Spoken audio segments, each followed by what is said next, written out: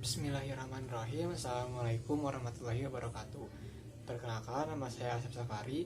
Di video kali ini saya akan menjelaskan mengenai pengembangan kualitas produk yang ditugaskan dari tugas manajemen kualitas. Yang pertama, pengertian pengembangan produk.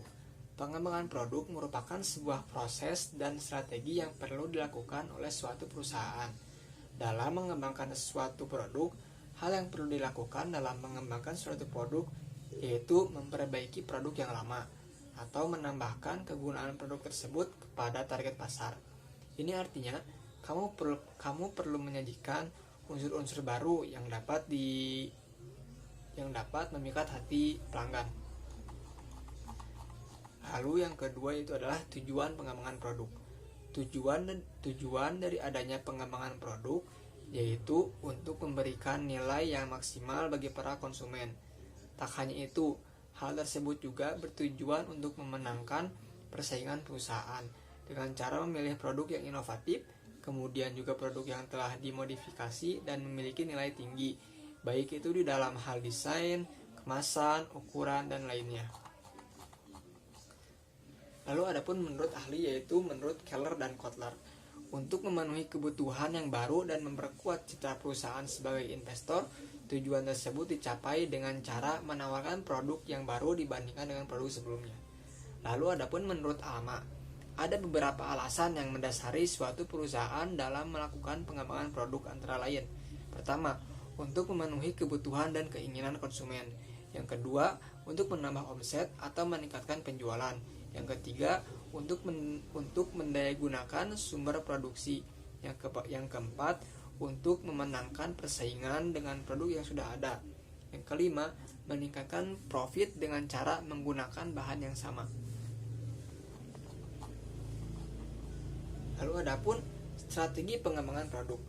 Setiap perusahaan yang bergerak di bidang yang berbeda-beda akan mengikuti strategi pengembangan produk masing-masing. Beberapa anggota akan melakukan inovasi, sedangkan yang lain akan fokus pada adaptasi dalam pengembangan produk saat ini. Apapun strategi yang digunakan harus dilakukan secara jelas. Ketika merilis produk baru di pasaran, ada beberapa strategi pengembangan produk yang harus kamu lakukan. Di antaranya yaitu 1. Meningkatkan produk yang sudah ada. Strategi ini dilakukan dengan cara membuat produk baru dari produk lama yang sudah ada sebelumnya. Yang kedua, meningkatkan nilai produk.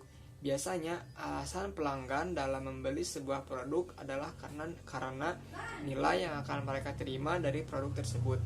Yang ketiga, percobaan menawarkan contoh atau sampel produk secara gratis akan membuat para pelanggan ini membeli produk kamu. Yang keempat, spesialisasi dan sesuaikan.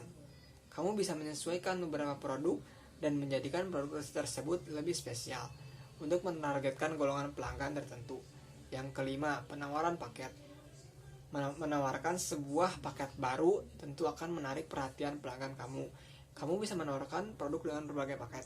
Contoh, ketika kita memasuki hari raya, para penjual coating distro mereka akan membuat sebuah paket bundling yang dimana di dalam satu paket tersebut terdapat berbagai macam produk yang biasanya mereka menjual satuan seperti kemeja, celana.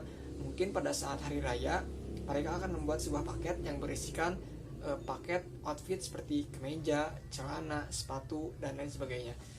Ini itu akan membuat pelanggan tertarik karena dalam sebuah paket akan menjadi lebih murah dibandingkan membeli satuan. Lalu adapun tahapan proses pengembangan produk. Yang pertama, menciptakan ide atau gagasan. Menciptakan sebuah ide dari produk baru merupakan tahap pertama yang perlu dilakukan dalam proses pengembangan produk. Yang kedua, penyaringan ide atau gagasan. Tahap selanjutnya yaitu penyaringan ide setelah melakukan tahap penciptaan perusahaan. Perlu melakukan penyaringan terkait ide produk yang sudah diciptakan.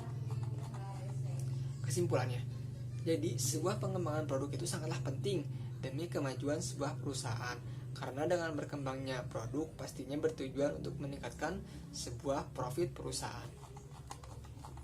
Mungkin cukup sekian video yang bisa saya sampaikan. Kurang lebihnya mohon maaf. Terima kasih. Semoga kamu bisa mendapatkan ilmu yang bermanfaat dari presentasi ini. Semoga beruntung. Wassalamualaikum warahmatullahi wabarakatuh.